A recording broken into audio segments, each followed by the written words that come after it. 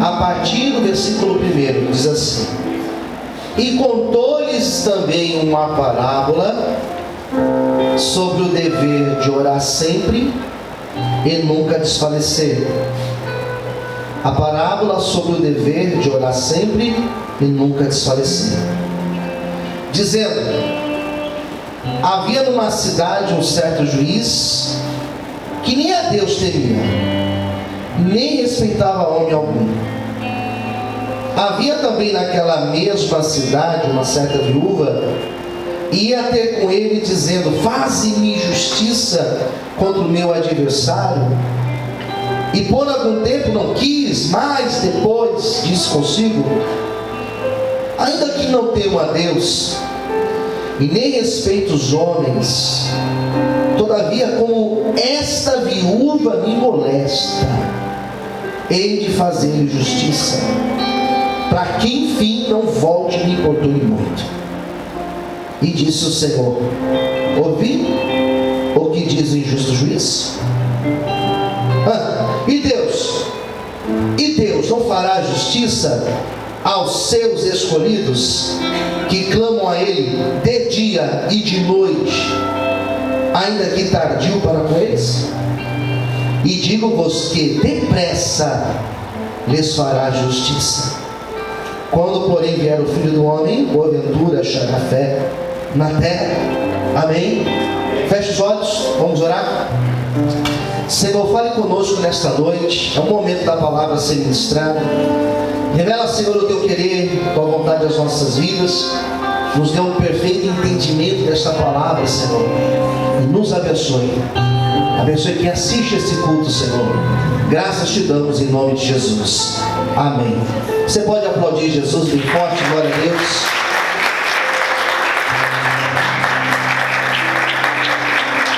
Queridos, parábola, para quem não estiver familiarizado com isso, com esse termo, parábola nada mais é do que uma história. A parábola não necessariamente é algo que aconteceu, mas é algo que carrega consigo, é uma história que carrega consigo o que nós chamamos de sentido ou moral. Você conta uma história e depois você fala: moral da história, ensinamento da história. É isso, moral da história. Então a parábola, ela carrega esse sentido. E os antigos usavam muito parábolas. Na época de Jesus era normal falar com parábolas. Na época dos profetas era normal falar com parábolas. Os profetas, existem trechos dos livros dos profetas que eles falavam por parábolas também. Contavam histórias. Eu não me recordo agora qual foi o profeta, que ele fez uma parábola de uma árvore falando com uma outra árvore. Teve um outro profeta, se não me engano, Ezequiel, que contou uma parábola de um filhote de leão, ou melhor, de um filhote de cachorro, que foi criado com meus leõezinhos, e ele cresceu achando que era um leãozinho. Então eles contavam parábolas, Jesus contava. E as parábolas de Jesus era a maneira que ele simplificava assuntos densos para que todos compreendessem. Os estudiosos, os sábios, os intelectuais daquela época ouviam as parábolas e eles não achavam elas superficiais, rasas. E o povão, a massa, camponês, pescador, a dona de casa, ouvia a parábola e também não achava difícil. Ou seja, falava com todo mundo. A boa pregação é assim, sabia?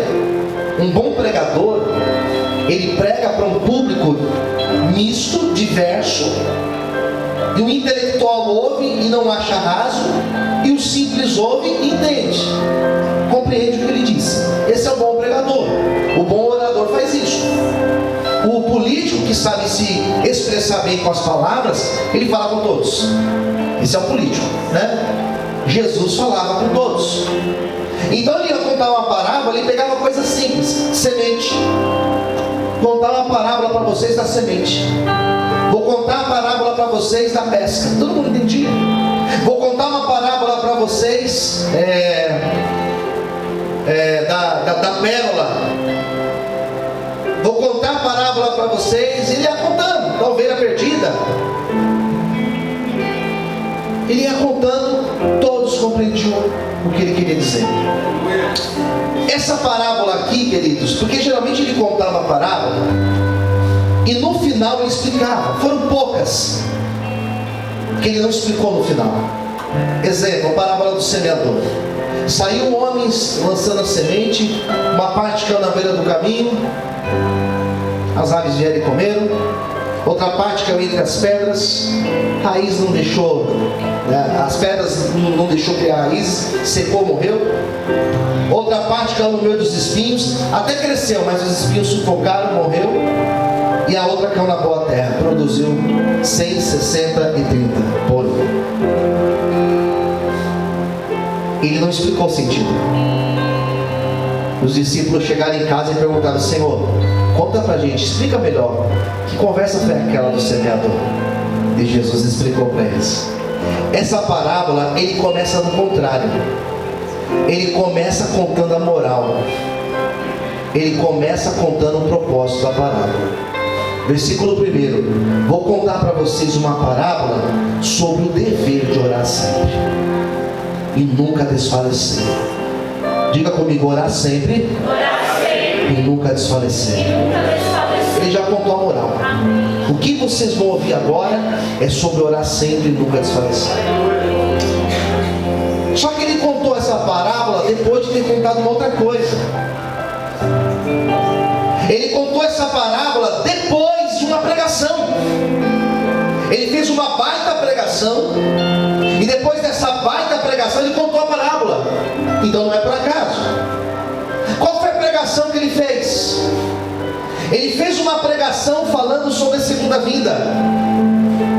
Ele fez uma pregação falando sobre os últimos dias. Ele fez uma pregação falando como serão os dias da sua volta. E para nós sobrevivermos na volta de Jesus, nós teremos que aplicar a parábola do orar sempre e nunca desfalecer. Daí ontem eu cheguei aqui para a palestra, estava ali embaixo, estava ali com a pastora Nádia, e nós estávamos conversando, e eu falei para ela: pastora, Jesus está voltando. Ela falou: é verdade. Quem tem essa impressão que Jesus está voltando? Diga amém. Você liga o jornal, você vai ver hoje guerra, você vai ver terremotos, você vai ver que teve filho que matou pai, pai que matou filho, você vai ver que tem gente matando gente por causa de coisas bem banais. Não sei se tem clássico de futebol hoje, mas geralmente o dia de clássico tem morte por causa de time. Então a gente está vendo que realmente nós estamos no final dos tempos. E a igreja do final dos tempos, a igreja da última hora, vamos usar essa expressão, a igreja da volta de Jesus não é uma igreja avivada. Você sabia? Ah, pastor, mas não é um avivamento? Queridos, o avivamento que Joel disse já aconteceu. O que está lá em Joel 2 já aconteceu. Em Atos capítulo 2. A igreja agora é a igreja do esfriamento. É uma igreja que vai apostatar da fé. Ah, mas tem igrejas que estão lotadas, crescendo. Queridos, é muito perigoso nós julgarmos desta forma, porque existem muitas pregações, existem muitos palcos, existem muitos públicos sendo arrastados por pseudos pregações, por pregações que não tem nada de Cristo. A igreja da volta é uma igreja que vai esfriar. E Jesus está dizendo que para nós sobrevivermos, deveremos aplicar a oração constante e o não desfalecer. E a minha pregação hoje é exatamente isso: não desfalecer, não desanimar. Quem entendeu, diga amém. E alguém vai falar assim: pastor, mas é praticamente impossível não desanimar. É quase impossível. E eu sei disso, irmãos. E eu sei como é difícil. Como esses dias têm sido dias difíceis. Hoje eu fiz uma reunião com os obreiros, hoje cedo, para justamente desabafar para eles um momento difícil que nós estamos vivendo. Tinha 2 irmãos comigo na Kombi, indo para o evangelismo sexta-feira, e um deles congrega numa igreja grande aqui, da Avenida João Paulo, e ele falou na Kombi: pastor, quinta-feira eu fui no culto, tinham 5 pessoas no culto, em plena quinta-feira, e não estava chovendo, nada disso, porque às vezes a gente usa isso como desculpa. Daí o outro irmão que estava na Kombi falou assim: eu fui na igreja semana passada, aqui na Lapa, tinham 3 pessoas no culto. Então percebe, queridos, que nós estamos vivendo uma época que as pessoas estão deixando de buscar a Deus.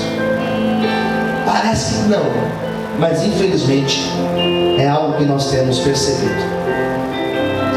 Eu li essa parábola e Deus falou muito comigo. Já faz alguns dias que eu estou com essa parábola no meu coração. Já faz alguns dias que Deus tem me chamado a atenção. Deus está puxando a minha orelha para falar de oração comigo.